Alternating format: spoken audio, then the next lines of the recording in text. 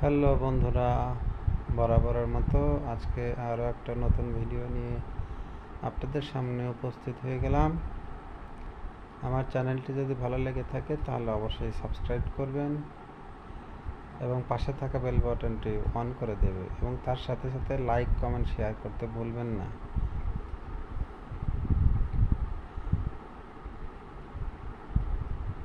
বন্ধুরা, আমাদের নদীতে নতুন পানি আসছে। প্রতি বছরের ন্যায় এবারও আমরা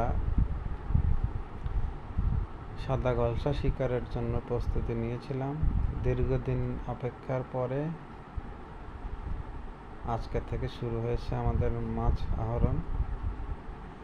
আমার ভাতিজা সুজন সে একটা একটা করে মাছ ধরার যে আমাদের ভাষায় আমরা এটাকে বৃত্তি বলি, একটা একটা করে উঠে নিয়ে আসতেছে। দর্শক, আপনারা দেখতে পাচ্ছেন যে ক্যারেটের মধ্যে আমরা মাছগুলো রাখতেছি।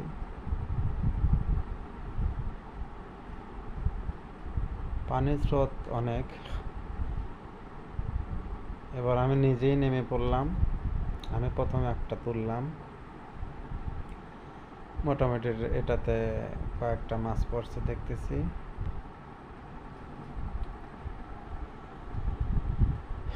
নদীর স্রোত এত বেশি যে সেখানে থেকে মাছ ধরা এবং বৃত্তিগুলো পাতা খুবই কঠিন। আর একটা তুললাম।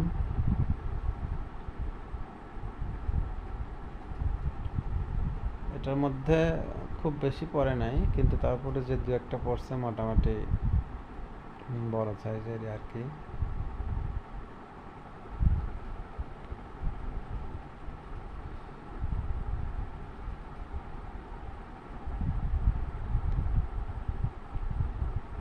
তৃতীয়বারের মতো আমি আরও একটা তুললাম, এটাতে মোটামুটি ভালোই মাছ পড়ছে। বন্ধুরা, এগুলা কিন্তু একেবারে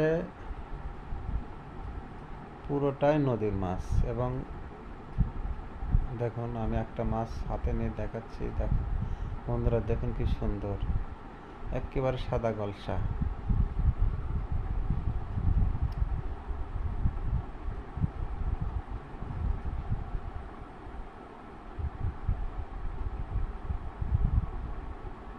অনেক পরিশ্রমের কাজ।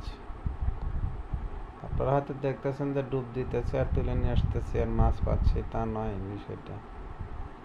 এটার জন্য আমাদেরকে অনেক শ্রম দিতে হয়েছে।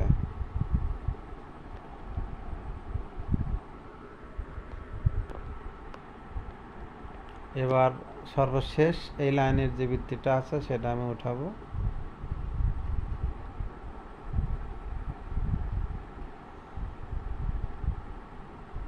বন্ধুরা, আপনারা দেখতে পাচ্ছেন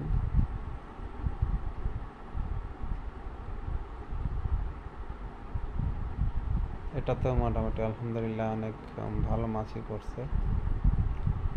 এখানে তাও মোটামুটি হাফ কেজির মতো হবে, 500 গ্রাম যাকে বলি।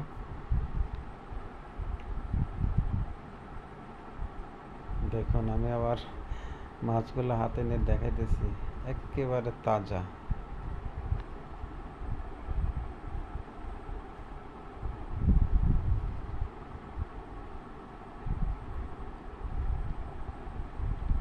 এই পাড়ের উঠানো শেষ।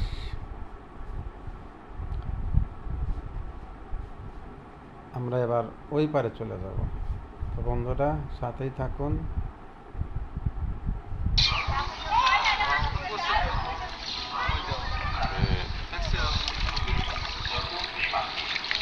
আসলে আরিফ মামা যেটাতে হাত দেয় ওটাতেই না কি জানি একটা ম্যাজিক হয়ে যায়,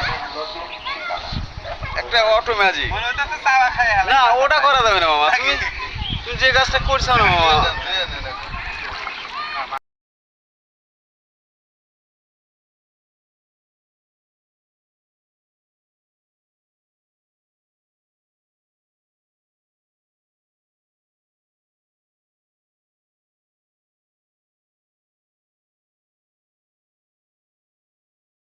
শুয়ে পড়ে না আমার।